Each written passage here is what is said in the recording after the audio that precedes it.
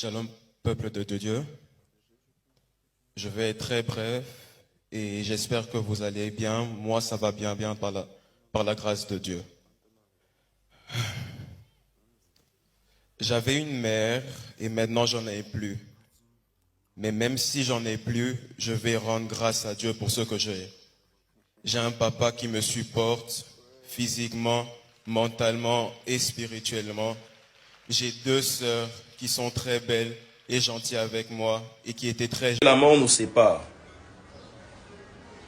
Isa yangote. Hein?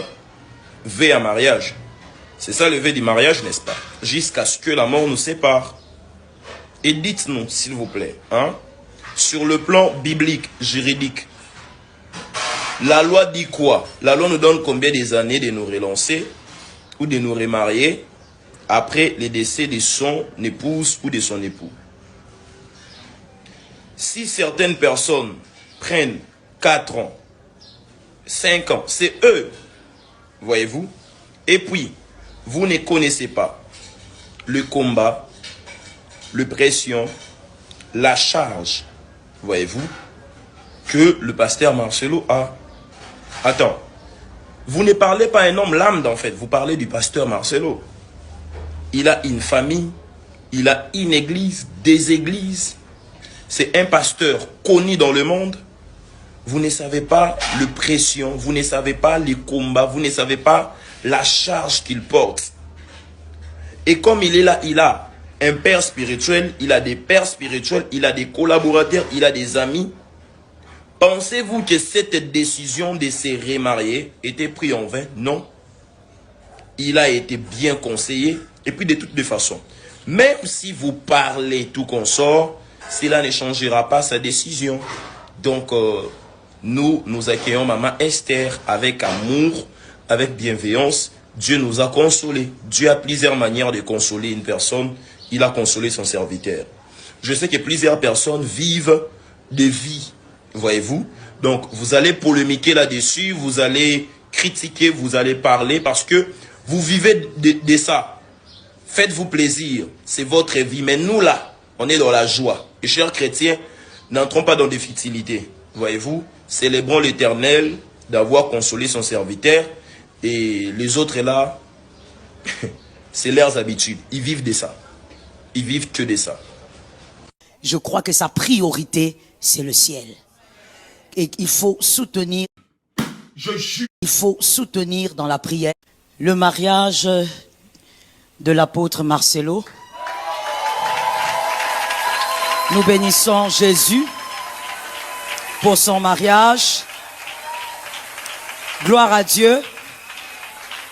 La communauté, la compassion l'a annoncé le dimanche. Et donc, nous avons reçu l'information d'une source sûre, puisque ça a été dit à la compassion limitée. Nous glorifions Jésus. Que Jésus lui-même soit le maître de ce nouveau départ. Que Jésus conduise et qui donne la paix. Et que la victoire l'accompagne comme la victoire a toujours été avec lui.